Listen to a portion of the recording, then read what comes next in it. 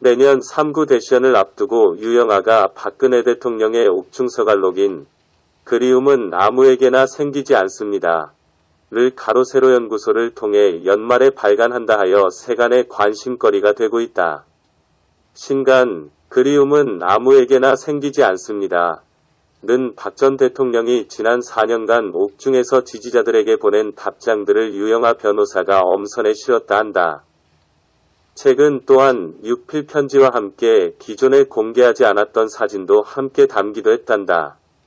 신간, 그리움은 아무에게나 생기지 않습니다. 는 오는 31일부터 사전 예약자를 대상으로 순차 배송할 예정이라 한다. 박근혜 대통령이 비선실세 최순실의 국정농단 의혹 사건에 대한 검찰 조사를 앞두고 유영아 변호사를 변호인으로 선임을 했다. 한나라의 현직 대통령이 검찰 조사를 앞두고 있다는 것과 변호인을 선임했다는 것은 역사에 남을 일이 아닐까 하는 생각이 든다. 유영아 변호사는 박근혜 대통령과의 법률 대리인을 맡아서 검찰 별수사본부와 박근혜 대통령에 대한 조사 날짜와 장소, 방식 등을 협의하게 된다. 유영아 변호사 누구, 박근혜 대통령의 변호인을 맡았다는 것만으로도 유영아 변호사에 대한 관심이 높아지고 있다. 그러므로 한층 더 유영아란 사람이 더 궁금해지기도 함은 자연스러운 사람들의 심리라 생각되기에 알아보려 한다. 유영아 변호사는 현재 박 전 대통령의 유일한 접견인으로 알려져 왔으니 말이다. 유영아, 1962년 10월 19일생,는 대한민국 검사 출신의 법조인이며 박근혜 정부에서 국가인권위원회 상임위원을 역임했다. 1995년 검사로 임관해 청주지방검찰청, 인천지방검찰청, 서울북부지방검찰청 등에서 근무했다. 2003년 양길승 청와대 제1부속실장의 청주 K나이트클럽 향응 사건이 불거졌을 때 과거 해당 업소 사장으로부터 두 차례에 걸쳐 180만원 상당의 향응을 제공받았음이 드러나 감봉 3개월의 징계 처분을 받고 검사를 그만뒀다. 2004년 검찰청을 대상으로 징계 처분 취소 소송까지 제기했지만 결국 패소했고 변호사를 개업하였다. 박근혜 정부에서는 국가인권위원회 상임위원을 맡기도 했다. 17, 18, 19대 총선에서 경기도 군포시에 출마했다가 낙선했고 대한민국 제20대 국회의원 선거에서 서울 송파구 을에 공천을 받았다가 김무성 대표가 직인 날인을 거부한 옥새 파동으로 출마하지 못했다. 2016년 11월 박근혜 최순실 게이트에 대한 박근혜 대통령의 변호인으로 선임되었다. 어제 박근혜 대통령님의 옥중 친필 서신을 접하시고 아마 많은 국민분들께서 대통령님의 의연한 모습에 큰 감동을 느끼셨을 겁니다. 어제 기다리고 기다렸던 박근혜 대통령님의 메시지가 드디어 나왔습니다. 대통령님의 메시지가 나오기 전 일각에서는 많은 우려와 걱정이 있었던 것이 사실입니다. 혹자는 대통령의 메시지가 총선을 앞두고 악영향이 되지 않을까, 혹자는 대통령의 메시지가 어떤 방식으로 나오느냐에 따라 진위 여부 논란이 있을 것이다, 혼란이 가중될 것이다 등등 여러 우려 섞인 전망들이 있었지만 대통령님의 메시지가 공개된 후 이런 불식들은 일시에 해소가 됐습니다. 누가 봐도 우리 대통령이 쓴 편지라는 것을 알 수가 있었고 누가 봐도 이게 대통령의 진심 어린 생각이라는 것을 단박에 알 수가 있었습니다. 그리고 역시 박근혜다라는 반응들을 쉽게 찾아볼 수가 있었고 애국심 하나로 한나라를 호령하던 대통령의 모습은 하나도 변한 게 없음을 직감할 수가 있었습니다. 어제 대통령님의 메시지가 공개된 직후 기성 언론은 물론 우파 유튜브 채널들도 이 사실을 국민들께 신속하게 알렸는데요. 해당 뉴스나 영상 등에 달린 댓글들을 살펴보니 대통령의 메시지를 접하고 뜨거운 눈물을 흘리셨던 분들이 참 많았던 것 같습니다. 저도 지난 3년간 일어났던 그 수많은 일들과 흔들림 없이 뜻을 함께 해온 분들이 주마등처럼 스쳐가면서 차오르는 감정에 눈물을 감출 길이 없었습니다. 그리고 특히 내가 지지했던, 내가 기다려왔던 대통령께서 한치의 흔들림 없는 의연한 모습을 보여주셔서 얼마나 감사하고 또 감사했는지 모릅니다. 대통령께서는 그렇게 우리를 실망시키지 않으셨습니다. 제가 박근혜 대통령을 존경하는 가장 큰 이유 중에 하나가 바로 말의 신중함이었습니다. 시도 때도 없이 입을 함부로 놀려 국민들을 분열시키고 혼란스럽게 하는 그 여느 정치인들과는 다르게 정치인 박근혜, 대통령 박근혜는 항상 말이 신중했고 때와 장소를 가릴 줄 알았습니다. 어제 대통령의 메시지를 이미 접하셨겠지만 대통령의 메시지는 매우 짧았습니다. 하지만 그 짧은 글 속에서도 대통령의 뜻과 메시지는 명확했습니다. 지금부터 대통령의 메시지를 하나하나 여러분과 함께 살펴보도록 하겠습니다. 대통령께서는 글 첫머리에 역시 우한 코로나로 고통받고 있는 국민들을 제일 먼저 걱정하셨고 특히 대구 경북을 직접 결혼하며 애착을 보이셨습니다. 그러면서 박 대통령은 지난 2006년 테러를 당한 이후 저의 삶은 덤으로 사는 것이고 그 삶은 이 나라에 바친 것이라고 생각했다라면서 역시 개인의 위안보다 개인의 안위보다 나라를 먼저 생각하셨습니다. 자, 그리고 다음 단락에서는 세상과 격리된 채 구치소 안에 계시지만 현재 민심을 정확히 파악하고 계셨습니다. 박 대통령은 비록 탄핵과 구속으로 저의 정치 여정은 멈췄지만 북한의 핵 위험과 우방국들과의 관계 악화는 나라 미래를 불안정하게 만들 수 있기에 구치소에 있으면서도 걱정이 많았다라며 많은 분들이 무능하고 위선적이며 독선적인 현 집권 세력으로 인해 살기가 점점 더 힘들어졌다고 희망이 보이지 않는다고 호소를 했다고 했습니다. 그러면서 대통령께서는 이대로 가다가는 정말 나라가 잘못되는 거 아닌가 염려도 있었다. 또 현 정부 실정을 비판하고 견제해야 할 거대 야당의 무기력한 모습에 울분이 터진다는 목소리들도 많았다고 했습니다. 그러면서 하지만 저의 말 한마디가 또 다른 분열을 가져올 수 있다는 우려에 침묵을 택했다고 말씀하셨습니다. 이 대목에서는 대통령께서 현 정권에 의해 감옥에 갇힌 영어의 몸이지만 현 정부를 무능하고 위선적이며 독선적이라는 강한 어조로 표현했습니다. 이는 현 정권과 타협할 의사가 전혀 없다는 뜻을 내비친 것으로 해석할 수 있는 그런 대목입니다. 다음 단락에서 역시 국민들의 민심, 특히 우파 성향의 국민들의 민심을 또 정확히 읽고 계셨는데요. 현 정부 실정을 비판하고 견제해야 할 거대 야당의 무기력한 모습에 울분이 터진다는 목소리를 들으셨다면서 예전 자유한국당의 투쟁력 없는 무기력한 모습 때문에 우파 성향의 국민들이 불만이 참 많다라는 사실들도 알고 계셨습니다. 자, 그리고 박 대통령께서 그간 침묵으로 일관했던 이유는 역시 분열을 걱정하셨기 때문이었습니다. 다음 단락에서는 당신을 위해 또 나라를 위해 광장에서 태극기를 드셨던 애국 시민들에 대한 감사함 또한 잊지 않으셨습니다. 그리고 마지막 단락에서의 대통령 말씀이 가장 중요한 부분이 아닐까 생각하는데요.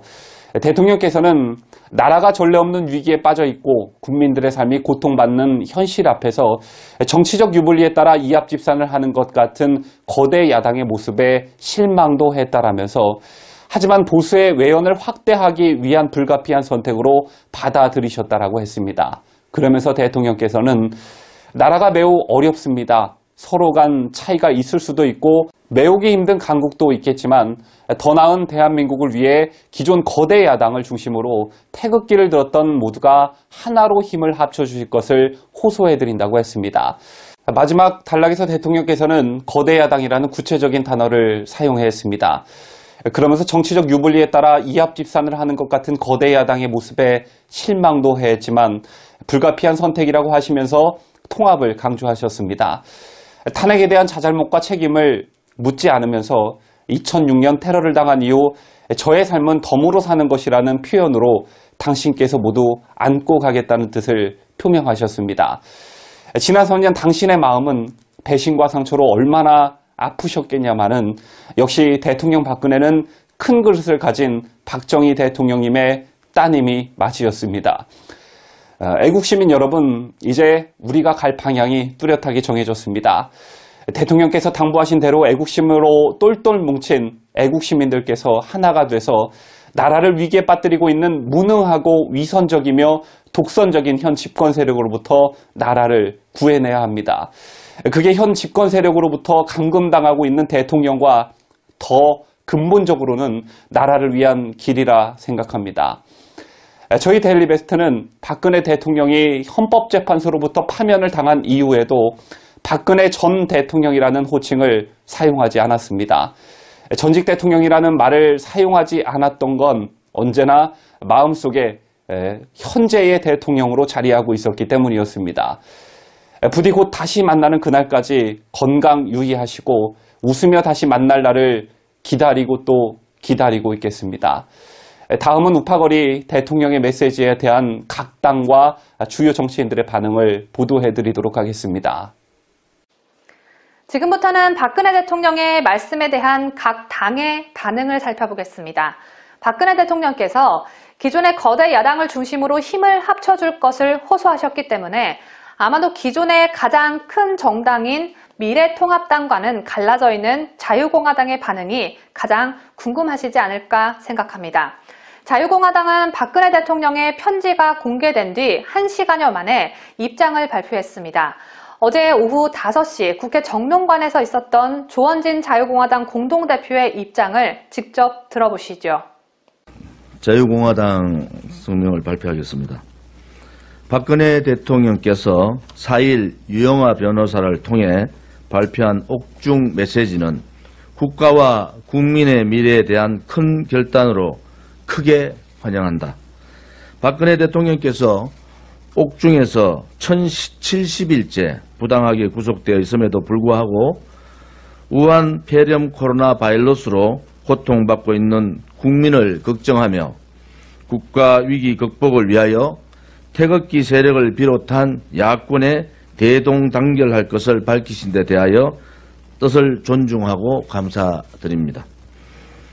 자유공화당은 3일 자유공화당 출범 선언을 통해 보수 세력의 하나를 위하여 통합을 제안한 바 있습니다. 이는 박근혜 대통령의 메시지와 같은 뜻이 포함됩니다. 우리는 박근혜 대통령의 뜻을 받들어 태극기 우파 세력과 미래통합당 등과 하나가 될 수 있도록 노력하겠습니다. 이제 미래통합당은 하나로 힘을 합칠 구체적인 방안을 제시해 주기 바랍니다. 2020년 한편 조원진 자유공화당 공동대표와 함께 당대표를 맡고 있는 김문수 자유공화당 공동대표는 당을 합치는 것보다는 후보 단일화를 강조했습니다. 거대 야당이 어떻게 선거를 맞이해서 본인이 우려할 정도로 여러 가지 문제가 있음에도 불구하고 야당의 총단결을 위해서 태극기 세력이 하나로 뭉치기를 바라는 그 간절하고 진정한 바람, 저희들에게 상당히 많은 것을 시사하고 있다고 생각합니다. 여러 가지 그 방안이 있습니다만 어제 우리는 후보 단일화를 통해서 미래통합당과 잘 단결할 수 있기를 제안했는데 아직 답이 없습니다. 오늘 박근혜 대통령께서 우리들한테 다시 촉구하기는 단결하라. 거대 야당이 못마땅한 점이 있더라도 단결하라. 그리고 태극기는 모두 하나가 되라. 그리고 오직 국민과 국가만을 위해서 모든 것을 다 힘을 모아야 되지 않느냐, 이런 간곡한 호소를 하셨습니다. 저희는 크게 공감하고 여기에 대해서 다시 한번 미래통합당이 저희들의 제안에 대해서 이 박근혜 대통령의 이런 간절한 호소에 대해서 좋은 답을 주시기를 기대합니다. 다음은 자유공화당에서 상근상임 고문을 맡고 있는 서창원 의원의 발언이 이어졌습니다. 서창원 의원은 과연 어떤 반응을 보였을까요? 여러분께서 직접 확인해 보시죠. 보수 우파의 대통합을 위해서 미래통합당이 큰 그림을 그려야 되고, 지금 공천 작업은 국민들로부터 실망한다는 말씀을 드렸고, 지금 미래통합당은 활용 점정과 같은 통합에 불과하다. 앞으로 태극기 집회와 통합을 해야 된다. 저는 그 화합에 앞장서겠다는 말씀을 드렸는데, 오늘 마침 박근혜 대통령께서 참 굉장히 건강이 안 좋으신데도 불구하고 이런 메시지를 발표하신 것은 국가의 미래에 대한 큰 걱정을 하시는 것으로 생각해서 정말 높이 평가하고 우리는 그 뜻을 받들겠다 하는 말씀을 드립니다. 총선이 40여일 앞으로 다가온 이때 박근혜 대통령께서 거대 야당으로 합쳐달라는 메시지를 내므로써 이에 가장 고마워해야 할 사람은 바로 황교안 미래통합당 대표가 아닐까 생각되는데요. 황교안 통합당 대표는 어제 저녁 박근혜 대통령 편지에 화답하는 영상을 즉각 촬영하고 미래통합당 공식 유튜브 채널인 옳은소리에 게재했습니다. 옥중에서 오랜 고초에 시달리시면서도 무너져가는 대한민국을 걱정하는 그 마음이 절절하게 느껴지는 편지였습니다. 기존 거대 야당을 중심으로 문재인 정권을 심판하고 반드시 이번 총선에서 승리함으로써 이 무능 정권의 복정을 멈추게 해야 한다는 말씀이었습니다. 이 나라, 이 국민을 지켜달라고 하는 박 전 대통령님의 애국심이 우리의 가슴을 깊이 울립니다. 미래통합당은 어렵고 힘든 과정을 헤쳐서 명실상부 정통 자유민주 세력 정당으로 우뚝 섰습니다. 자유 대한민국을 사랑하고 지키고자 하는 모든 이들이 모인 큰 정당으로 재탄생했습니다. 저와 우리 미래통합당, 오직 국민만 바라보며 총선 승리를 향해서 매진함으로써 오늘의 뜻에 반드시 부응할 것입니다. 총선에 나갈 후보자를 결정해야 하는 막대한 임무를 맡고 있는 미래통합당 김영우 공천관리위원장도 즉각 반응을 나타냈습니다. 김영우 위원장은 어제 4일 오후 국회에서 열린 공관위 브리핑에서 박근혜 전 대통령께서 아주 의로운 결정을 해주셨다며 박 전 대통령이 원하는 그 뜻을 저버리지 않도록 공관위원들도 마지막까지 초심을 잃지 않고 엄정한 공천이 되도록 하겠다고 했습니다. 또 통합당이 출범한 지 며칠 되지 않았고 여러 국민의 기대와 미흡한 점이 동시에 있을 것이라며 야당이 힘을 합치고 뭉쳐야만이 이 거대한 자유민주주의의 위협 세력에 맞설 수 있다는 대국적인 말씀을 주신 것에 대해 진심으로 고맙게 생각한다고 말했습니다. 김영우 위원장은 박근혜 대통령의 특별 사면도 재차 언급했습니다. 김 위원장은 박 전 대통령의 3.1절 석방을 요구한 바 있다. 그야말로 인도적인 차원이라며 이 정권이 박 전 대통령을 만 3년 동안 감옥에 있도록 하는 것은 너무하다. 인권을 존중하는 입장에서도 빨리 석방이 되길 바란다고 말했습니다. 한편 박근혜 대통령의 편지를 전달한 유영하 변호사가 과연 미래통합당에 입당할지 여부가 최근 큰 주목을 받고 있는데요. 이날 어느 한 기자가 김영우 위원장에게 유영하 변호사가 공천을 신청하면 받아줄 것이냐는 질문을 했습니다. 이 질문에 김영우 위원장은 하게 되면 그때 보겠다. 우리는 중요 인사들이 우리 당에 들어오는 것에 언제나 문을 열어놓고 있다고 여지를 남기는 듯한 답변을 했습니다. 박근혜 대통령의 보수우파 대통합 메시지로 여당은 부들부들 파르르르 떨며 긴장하는 모습이 역력합니다. 먼저 더불어민주당의 겉과 속이 다르고 또 서론과 결론도 맞지 않는 무식한 브리핑을 짚어드립니다. 더불어민주당 재윤경 선대위 대변인은 어제 브리핑에서 미래통합당은 박 전 대통령의 정당이고 박 전 대통령이 적극적으로 총선에 개입하겠다는 것을 선언한 것이라며 박 전 대통령이 할 일은 자신의 죄를 참회하고 자숙하며 법과 국민들이 심판한 죄값을 치르는 것이라고 짓거렸습니다. 이에 태극기 부대를 다시 모으고 총선 지침을 내리고 정치적 선동을 하는 것에 납득할 국민들은 없다며 마치 억울한 정치인인 양 옥중 선동 정치를 하는 것은 국민들의 탄핵 결정을 부인하는 것에 지나지 않는다. 옥중에서 해야 할 일은 국민들께 진심으로 사과하고 죄값을 치르는 것이라고 했습니다. 여러분 잘 아시다시피 박근혜 대통령께서는 현재 소속된 정당이 없습니다. 또한 죄를 참회하고 자숙하라고 했는데 박근혜 대통령의 죄가 대체 뭔지 그것을 먼저 제시했어야 재윤경 민주당 대변인의 브리핑에 조금이나마 납득이 갔을 텐데 참 아쉬운 대목입니다. 또한 선동정치는 민주당 너네들의 주특기인데 어디다 덮어 씌우는 건지 참 기가 찹니다. 촛불부대인지 조선족 부대인지 단기 알바생들인지 도무지 알 수 없는 사람들을 모아다가 국민들을 속여 가짜 대통령을 만든 너희들이 할 말은 아니지요. 본인들도 그 사실을 모르지도 않을 텐데 애써 모르는 척하는 집권 여당의 모습이 참 애처로워 보이기까지 합니다. 이 밖에도 다른 당도 많은 논평을 내놓았는데요. 제가 구독자 여러분에게 전해드려봤자 우라통만 터지니까요. 이외에 당 같지도 않은 당들의 논평 같지도 않은 논평은 생략하도록 하겠습니다. 어제 박근혜 대통령의 편지를 낭독하고 나온 유영하 변호사는 기자들에게 많은 질문을 받았습니다. 그중 가장 궁금한 건 무엇보다 대통령의 건강 상태이죠. 유영하 변호사는 박근혜 대통령의 건강 상태와 관련해 지난번에 왼쪽 어깨 수술을 했는데 재활 과정이 아직도 원활하지 않고 오른쪽 어깨 부분도 상당히 고통스럽다며 그래서 건강 상태가 좋다고 말씀드릴 순 없다고 했습니다.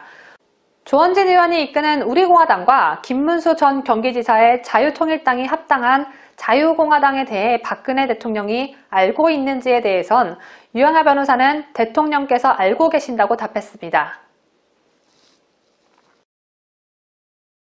특히 박근혜 대통령의 옥중 손편지를 공개하면서까지 2020년에 실시된 대한민국 제21대 국회의원 선거에서 미래한국당 비례대표 후보 명단에 공천을 받기 위해 신청했지만 만장일치로 공천에서 배제되었다. 유영하 탈락, 힘 빠진 선거의 여왕인데, 자, 박근혜 전 대통령의 옥중 편지를 전달했던 유영하 변호사, 네. 결국 공천에서 탈락했어요. 네, 미래한국당 비례대표 공천에서 1차로 탈락을 했고요. 미래통합당의 반발로 이 공천 결과를 수정한다고 해서 이번에는 이름이 들어가나 했지만 최종적으로 빠졌습니다. 네. 그 과정 영상으로 보시죠.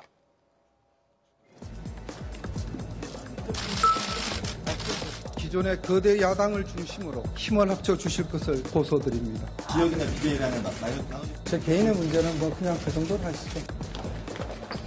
만장일치로 안 된, 그러니까 공관위원장이 어떻게 좀 해볼 도리가 전혀 없는 겁니다. 유 변호사가 물론 거명은 됐습니다. 그러나 그렇게 진지하게나 치열하게 거명된 적은 없고 그냥 검토하는 과정에서 지나갔습니다. 자, 박근혜 전 대통령 두고서 한때는 선거의 여왕이라고 불렀잖아요. 네. 그런데 역시 이제 다 옛날 얘기가 된 것 같아요. 네, 한때 선거의 여왕이었다지만 지금은 탄핵당해서 투옥된 상태입니다. 굳이 보수 진영에서 유영하 변호사를 공천을 해서 다시 탄핵을 유권자들에게 상기시킬 이유는 없었을 겁니다. 네. 또 거대 야당을 중심으로 태극기 세력이 뭉쳐달라고 옥중에서 호소를 했지만 소용이 없었습니다. 미래통합당은 태극기 세력을 받아주지 않았고요. 그나마 태극기 세력도 여러 정당과 정치 세력으로 선거를 앞둔 지금도 분열된 상태입니다. 네. 군포초등학교 졸업, 안양중학교 졸업, 수선고등학교 졸업, 연세대학교 행정학 학사, 1992년 제34회 사법시험 합격, 1994년 사법연수원 24기 수료, 1995년 3월에서 1997년 2월 창원지방검찰청 검사 임관, 1997년 3월에서 1998년 3월 광주지방검찰청 순천지청 검사, 1998년 3월에서 2000년 2월 청주지방검찰청 검사, 1998년 모범검사상 수상, 2000년 2월에서 2002년 2월 인천지방검찰청 검사, 2002년 2월에서 2004년 1월 서울북부지방검찰청 검사, 2004년 변호사 개업, 2004년 경기도 군포에서 총선에 출마했다 낙선, 2005년 8월 박근혜 한나라당 대표의 전략기획위원회 부위원장으로 발탁, 2007년 한나라당 대선 후보 경선 당시 박근혜 캠프 법률지원단장, 2010년 박근혜 한나라당 최고위원 법률특보, 2014년에서 2016년 1월 국가인권위원회 상임위원 차관급, 2016년 11월 박근혜 최순실 게이트에서 박근혜 대통령 개인 변호사로 선임, 대통령을 누나라고 부르는 사람은 윤상현 의원 말고도 유영아 변호사도 대통령을 누나라고 부를 정도로 친분이 있다. 유 변호사는 이른바 청와대 문고리 3인방으로 불렀던 이재만, 정호성, 안본근과 가깝다. 2007년 한나라당 대선 후보 경선 때 유 변호사가 미국에서 BBK 김경준 씨를 직접 만나는 등 이명박 당시 후보에 대한 공격수 역할도 했다. 유영아 변호사는 BBK 사건의 주역 김경준 씨를 미국 교도소에서 한국으로 불러들였던 인물이다. 한때 청와대 민정수석 하마평에도 올랐었다. 지금까지도 유영아 변호사는 현재 박 전 대통령의 유일한 접견인으로 활동하기에 박근혜 대통령의 복심은 어디까지가 진실임도 알 수 없을 뿐더러 박근혜 대통령을 등에 업고 또 국회의원에 도전하려 할지가 두고 볼 관심거리라 아니할 수 없는 것이다.